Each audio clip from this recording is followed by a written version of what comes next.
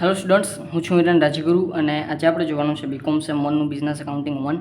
એમાં આપણે unit number 1 જોઈ રહ્યા છીએ, જેનું નામ છે વ્યવસાય વ્યક્તિના હિસાબો. આજે આપણે એમાં દાખલો નંબર 20 જોવાનો છે. શું કહેવા માંગે છે? સોલિસિટર નિશ્ચય તમને તારીખ 31/3/2020ના રોજનું કાચું સરવૈયું નીચે મુજબ રજૂ કરે છે. તેના પરથી રોકડના ધોરણે વાર્ષિક હિસાબો તૈયાર કરો. ઉધાર અને જમા બાકી આપી છે કાચા સરવૈયાની. ઉધાર બાકીમાં ઓફિસ મકાન, ઓફિસ ખર્ચા, ઓફિસ સાધનો, લાઇબ્રેરી પુસ્તકો, પગાર, ફી અંગેના દેવાદારો, અસીલોના પરચુરણ ખર્ચ, રોકડ સિલક અને બેંક સિલક. જમા બાકી બાજુ જોઈએ તો મૂડી બાકી ફીની અનામત તારીખ 1/4/2019ની, બરાબર છે, એટલે કે આપણને શરૂઆતની બાકી ફીની અનામત આપી છે. ચૂકવવા બાકી પગાર આપ્યો છે. શિખા ઉમેદવારનું પ્રીમિયમ તારીખ 1/4/2019ના રોજ 2 વર્ષ માટે મળેલ છે, એ 5,000.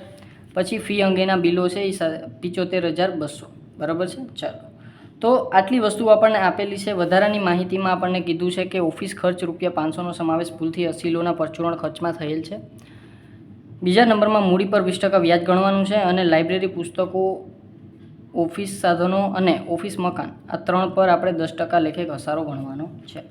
આટલી વસ્તુ આપી છે અને આપણને કીધું છે કે વાર્ષિક હિસાબો રોકડના ધોરણે તૈયાર કરો. એક જ વ્યક્તિ છે આપણો સોલિસિટર નિશ્ચય, એટલે આપણે માત્ર નફા નુકસાન ખાતું અને પાકું સરવૈયું તૈયાર કરવાનું થાય, બરાબર છે. એ આપણે સૌપ્રથમ વધારાની માહિતીથી દાખલો ચાલુ કરીએ તો ઓફિસ ખર્ચ 500નો સમાવેશ ભૂલથી અસીલોના પરચુરણ ખર્ચમાં થયેલ છે. તો ઓફિસ ખર્ચ 500નો સમાવેશ છે. આપણો ખર્ચ ખરેખર ઓફિસ ખર્ચનો છે, પણ એનો સમાવેશ ક્યાં થયો છે? અસીલોના પરચુરણ ખર્ચમાં. તો ઓફિસ ખર્ચમાં આપણે એડ કરવાના થાય. તો સૌપ્રથમ ઓફિસ ખર્ચા નફા નુકસાનમાં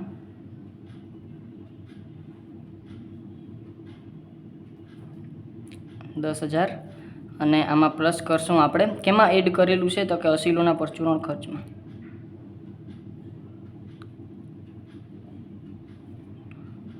એડ કરવાના છે આપણે ₹500, કારણ કે એ આપણે ભૂલથી કરી દીધા છે અસીલોના પરચુરણ ખર્ચમાં. અને અહીંયા અસીલોનું પરચુરણ ખર્ચ ક્યાં આવશે? તો કે આના બારે આવશે 10,500, બરાબર છે. ચાલો, પછી આવશે આગળ અસીલોનું પરચુરણ ખર્ચ આપણે અહીંયા આવશે, તો અહીંયા જ લખી નાખીએ.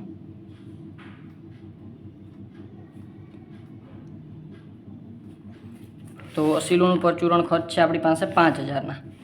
તો 5,000 અને એમાં ભૂલથી આપણે માઇનસ કરવા પડશે, જે આપણે ભૂલથી 500 પ્લસ કરી દીધા છે ઓફિસ ખર્ચા, -500. તો 5,000માંથી 500 જશે, 4,500 આપણા બહાર આવશે. ચાલો, પહેલાં હવાલાનું કામ થઈ ગયું. મૂડી પર 20% વ્યાજ ગણવાનું છે. તો મૂડી ડાયરેક્ટ આપણે છે એ પાકા સરવૈયા મૂડી દેવા બાજુ, તો અહીં લખશું મૂડી આપેલી છે આપણને 20,000 અને એના પર પ્લસ વ્યાજ કેટલું કરવાનું છે આપણે? તો કે 20%. તો 2 દુ 4, બરાબર, 4,000, પણ છતાંય આપણે કેલ્સી લઈ લઈને કરી દઈએ ગુણ્યા 20%, એટલે એ આવશે 4,000 પ્લસ 4,000નું વ્યાજ આપણું છે એ ટોટલ. અહીંયા ટોટલ નથી કરવું, પછી હજી આપણે એમાં નફો એડ કરવો પડશે. મૂડી પર વ્યાજ આપણા નફા નુકસાનમાં એડ કરી દઈએ.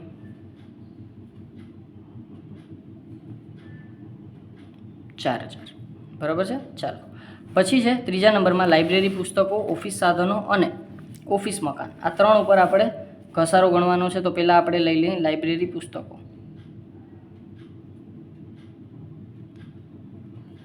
લાઇબ્રેરી પુસ્તકો આપણી પાસે છે 15,000ના, બરાબર. એના ઉપર ઘસારો 10%, 1,500, બરાબર, એટલે કે 14,000 અને 13,500 બહાર આવશે. પછી છે બીજા નંબરમાં ઓફિસ સાધનો, એના ઉપર પણ ઘસારો,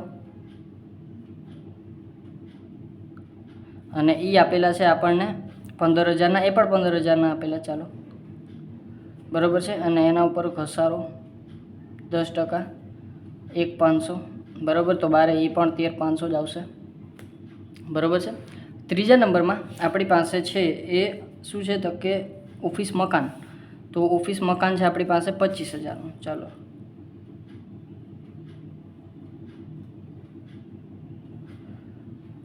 $25,000 અને એના ઉપર ઘસારો આપણે 10% કરવાનો છે.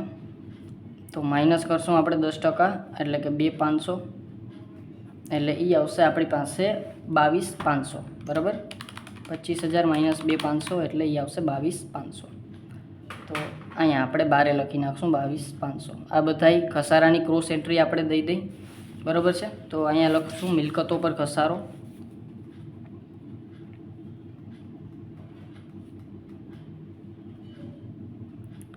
કઈ કઈ મિલકતો છે આપણી પાસે? તો કે લાઇબ્રેરી પુસ્તકો, ઓફિસ સાધનો.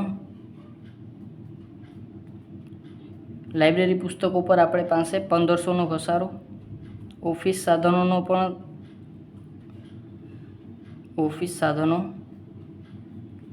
એનો પણ 1,500નો ઘસારો. અને ઓફિસ મકાન છે એનો પણ આપણી પાસે 2,500નો ઘસારો. ટોટલ 3,000 ને 5,500, બરાબર. પણ છતાંય આપણે કેલ્સી લઈ અને કન્ફર્મ કરી લઈ. 1,500 પ્લસ 1,500 પ્લસ 2,500 એટલે એ આવશે 5,500. ચાલો, ઘસારાનું કામ પણ કમ્પ્લીટ થઈ ગયું. બીજો હવાલો પૂરો. પછી ત્રીજા નંબરમાં ત્રીજો હવાલો જ હતો આ, બરાબર, કમ્પ્લીટ. 3 હવાલા થઈ ગયા. હવે આપણે આપણા એન્ટ્રી ઉપર જઈ, બરાબર. એકદમ નાનો દાખલો છે, એક હવાલો જોતા જઈ. ઓફિસ મકાન, ચાલો, ઓફિસ મકાનનું કામ થઈ ગયું. ઓફિસ ખર્ચાનું કામ થઈ ગયું. ઓફિસ સાધનોનું કામ થઈ ગયું. લાઇબ્રેરી પુસ્તકોનું કામ થઈ ગયું. પગાર, તો પગાર આપણે અહીં લખી નાખીએ 10,000. ફી અંગેના દેવાદારો, ચાલો, ફી અંગેના દેવાદારો છે ટોટલ 18,000. તો અત્યારે આપણે ખાલી ફી અંગેના દેવાદારો અહીંયા લખી નાખીએ.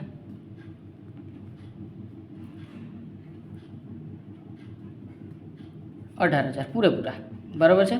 અત્યાર પૂરતા 18,000 આપણે ફી અંગેના દેવાદારો મિલકત લેણામાં આપી દીધા. પછી આગળ જ્યાં આપણે જરૂર પડશે ત્યાં આપણે ફી અંગેના દેવાદારોનું કામ લઈ લેશું, કારણ કે આપણે 18,000 જેટલી અનામત રાખવાની છે. પણ અત્યારે હજી એનું કામ આપણે જે છે એ મોકૂફ રાખીએ. 80 લોના પરચુરણ ખર્ચ, એનું કામ થઈ ગયું છે. રોકડ સિલક અને બેંક સિલક એ બે આપી છે, તો એ બેને આપણે અહીં લખી નાખીએ, રોકડ અને બેંક સિલક. રોકડ સિલક આપી છે આપણને 9,000. ચાલો, તો અહીં લખી નાખશું 9,000. અને અહીંયા છે બેંક સિલક, અને એ પણ રોકડ સિલક 1,000 આપી છે અને આ 9,000 આપી છે. ચાલો, હવે આ બાજુનું કામ થઈ ગયું. જમા બાજુ મૂડી તો મૂડી અપાઈ ગઈ છે. બાકી ફીની અનામત, ચાલો, તો આ છે શરૂઆતની બાકી ફીની અનામત. ચાલો, તો બાકી ફી અંગેની અનામત છે આપણી પાસે 5,000. હવે શરૂઆતની બાકી ફીની અનામત છે, તો એને આપણે નફા નુકસાન ખાતામાં લખશું. અહીં લખશું બાકી ફીની અનામત. અને અહીંયા આપણી પાસે જેટલી આખરની છે ને, એટલે શરૂઆતની છે ને, એ જ બતાવશું. આ વધારાની આપણે નહીં બતાવીએ. હવે જુઓ, બાકી ફીની અનામત આપણી પાસે 5,000 પડી છે. પણ બાકી ફી આપણી પાસે છે કેટલી? તો કે બાકી ફી અંગેના દેવાદારો. આ ફી અંગેના દેવાદારો છે ને, એને જ આપણે કહીશું બાકી ફી, બરાબર. બાકી ફીના દેવાદારો એટલે બાકી ફી, બરાબર. તો બાકી ફી આપણા છે 18,000, બરાબર. અને અહીંયા આપણી પાસે અનામત પડી છે 5,000ની. તો હજી આપણે 13,000ની અનામત, એટલે કે 18,000 દેવાદારો છે આપણી પાસે, એટલે કે 18,000ની ફી બાકી છે, એટલે એટલું અનામત તો રાખવું પડશે, બરાબર છે. પણ અહીંયા આપણે 18,000 અને ઓલરેડી 5,000ની અનામત આપણી પાસે પડી છે, એટલે 13,000ની અનામત હજી આપણે ઊભી કરવી પડશે. તો અહીંયા આપણે બાકી ફીની અનામત 5,000, અહીંયા આપણે લખી નાખશું બાકી ફીની અનામત 5,000ની હતી, બરાબર. અને એમાં પ્લસ કરશું આપણે જે વર્ષ દરમિયાનની અથવા તો વધારો અથવા તો વધારાની અનામત. અને એ છે આપણી કેટલી થશે? તો કે આપણે હમણાં ગણતરી કરી પ્રમાણે 13,000ની. અને ટોટલ અનામત તો આપણી જેટલો આપણે મળવાની બાકી ફી છે, બરાબર, એટલે કે ફી અંગેના દેવાદારો છે, એટલી ને એટલી આપણી અહીંયા આવશે. તો અહીંયા આપણે લખી નાખશું 18,000. ડન. પછી બીજા નંબરમાં આ અનામતની આપણે નોંધ કરશું અહીંયા, બરાબર છે. આવશે પૂરેપૂરી, બરાબર. બાકી ફીની અનામત 5,000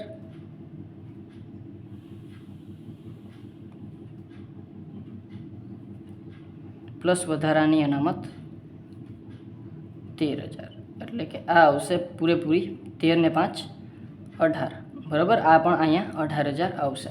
અને આપણે મિલકત લેણામાં તો ઓલરેડી આપણે જે 18,000ની ફી અંગેના દેવાદારો છે, ઓલરેડી 18,000 આપણે ન્યાયને લખી દીધા છે, બરાબર. એટલે કે એની બધી એન્ટ્રી થઈ ગઈ છે.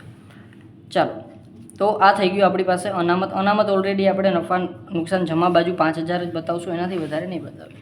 ચૂકવવા બાકી પગાર, તો ચૂકવવા બાકી પગાર તો તમને ખબર છે ચૂકવવાનો બાકી છે મીન્સ કે આપણું દેવું છે, તો અહીંયા આપણે લખશું ચૂકવવાનો બાકી પગાર, અને એ છે આપણો 2800. બરાબર. ચાલો એના વિશે બીજા વધારે કાંઈ કરવાની જરૂર નથી. શિખાઉ ઉમેદવારનું પ્રીમિયમ. શિખાઉ ઉમેદવારનું પ્રીમિયમ. શિખાઉ ઉમેદવાર શું છે?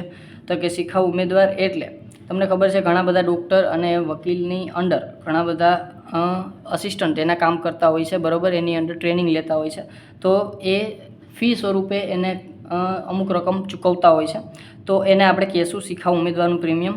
એ લોકો એકી સાથે એની ફી છે એ જમા કરાવતા હોય છે 1 વર્ષ 2 વર્ષ પ્રીમિયમ તરીકે. બરાબર છે. તો એકી સાથે આપણને પ્રીમિયમ આપેલા હોય છે. આ આપણે 2 વર્ષ માટેનું પ્રીમિયમ છે. તો આપણે ચાલુ વર્ષનું એટલે કે જે ચાલુ વર્ષનું છે એ આપણે નફા નુકસાનમાં આવક તરીકે બતાવશું, કારણ કે આપણી નીચે કોઈ જુનિયર આપણો કામ કરે છે. બરાબર. અને એ આપણને કામ કરવા માટે પણ આપણને ફ્રી આપે છે. બરાબર છે. તો કારણ કે શીખે છે આપણી નીચે એટલે. બરાબર. તો એ છે એ આપણને ફી આપશે, તો એ આપણે આવક તરીકે અહીં લખશું. તો અહીં લખશું શિખાઉ ઉમેદવારનું પ્રીમિયમ.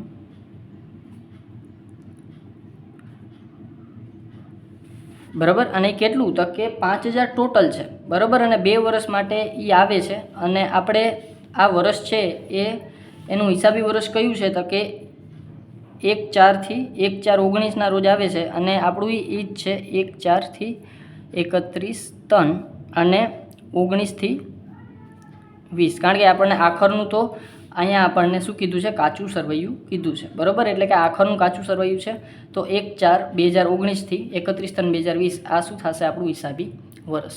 બરાબર છે. એટલે કે આપણે 1 વર્ષ માટેનું લેવાનું છે, એટલે કે 5000 × 2 એટલે કે 2500. 2 વર્ષ માટે 1 વર્ષનું 2500. તો પહેલા વર્ષનું આપણે ચાલુ વર્ષનું 2500 છે. હજી 2500 વધ્યા. બરાબર. ટોટલ લઈને 5000 દીધા, હજી 1 વર્ષનું 2500 વધે છે. તો એ આપણે છે એ શિખાઉ ઉમેદવારનું પ્રીમિયમ ક્યાં દેશું? તો કે આપણા મૂડી દેવા બાજુ, કારણ કે હજી આપણે પાસે જમા પડ્યું છે. તો અહીં લખશું શિખાઉ ઉમેદવારનું, અને એ આપણે 2500 હજી અહીંયા આપણે દેવાના બાકી છે. ટોટલ થઈ ગયા. બરાબર. એ થઈ ગયા 5000. ડન. ચાલો, છતાં ના સમજાય તો તમે મને પૂછી શકશો. બરાબર. છતાં રિમાઇન્ડ કરીને પાછું જોઈ લેશો તો પણ ખબર પડી જશે. બરાબર. 2 વર્ષનું આપણને કીધેલું છે કે 2500 ચાલુ વર્ષનું અને 2500 આવતા વર્ષનું. બરાબર. આવતા વર્ષનું જેમ અગાઉથી મળેલ છે એ આપણે અહીંયા. બરાબર. અને જે ચાલુ વર્ષનું છે એ મળેલ છે એટલે અહીંયા. બરાબર છે. ચાલો, ફી અંગેના બિલો. તો ફી અંગેના બિલો મીન્સ કે આપણને ટોટલ આપણે જેટલી ફી મળી છે એ, તો અહીંયા આપણે લખશું ફી અંગેના 75200. એવા ને એવા અહીંયા આપણને મળી જશે. ચાલો, તો આ થઈ ગયું આપણું. બરાબર. બધી જ વસ્તુ લેવાઈ ગઈ છે, કાંઈ પણ જાતની વસ્તુ બાકી રહેતી નથી. તો આપણે બધી જ વસ્તુ બંધ કરી દઈએ. બરાબર. આપણું નફા નુકસાન ખાતું અને પાકું સરવૈયું. ચાલો, તો સૌપ્રથમ 5000 પ્લસ 2500 પ્લસ 75200. ચાલો, તો એ આવશે 82700 આપણું ટોટલ. બરાબર છે. તો અહીંયા આપણે લખી નાખશું. બ્લેક પેન લઈ લો. ટોટલમાં 82700. બરાબર. અને એમાંથી આપણે આટલી વસ્તુ માઇનસ કરી નાખશું, એટલે આપણે ચોખ્ખો નફો મળી જશે. Plus 500 plus 4000 plus 5500 plus 10000 plus 18000, એટલે એ આવશે 39000. એમાંથી 82700 માઇનસ કરશો એટલે 34700 વધશે, અને એ વધશે આપણો ચોખ્ખો નફો.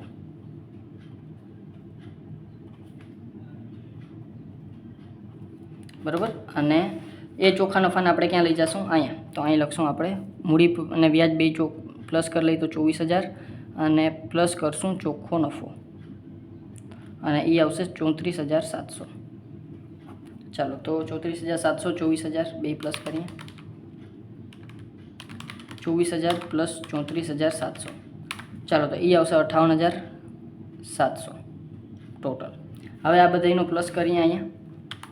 પ્લસ 2500 પ્લસ 18000 પ્લસ 2800, તો એ આવશે આપણી પાસે 82000. ચાલો, તો અહીંયા આપણે ટોટલ લખી નાખીએ 82000. જોઈએ મિલકત લેણાનો પણ આટલો આવવો જોઈએ.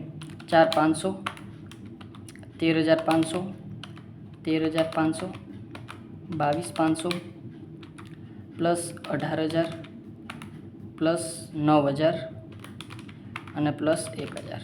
ચાલો તો આ આવી જશે આપણો 82,000 82,000. ચાલો તો આ આવી ગયો 82,000 એટલે કે આ થઈ ગયો આપણો દાખલા નંબર 20. એકદમ નાનો એવો દાખલો હતો બરાબર, અને કાંઈ વધારે એવું ગૂંચવણ હતી નહીં. એક વસ્તુ હતી આપણે જે અનામત ચાલુ કરવાની હતી એ બરાબર, કેટલી અનામત આપણે રાખવી એ આપણે ખબર હોય તો. બાકી આમાં દાખલામાં કાંઈ પણ જાતની વધારે જે છે એ અઘરી વસ્તુ નથી બરાબર છે. છતાં કાંઈ ડાઉટ રહી જાય તો મને કોમેન્ટ બોક્સમાં જરૂરથી પૂછી લેજો. અને જો વિડીયો ગમ્યો હોય તો લાઇક કરજો, શેર કરજો તમારા ફ્રેન્ડ્સ સાથે, અને સબસ્ક્રાઈબ આ ચેનલને જરૂરથી કરી નાખો, જેથી કરીને આવતા વિડીયોઝ તમને સરળતાથી મળી રહે.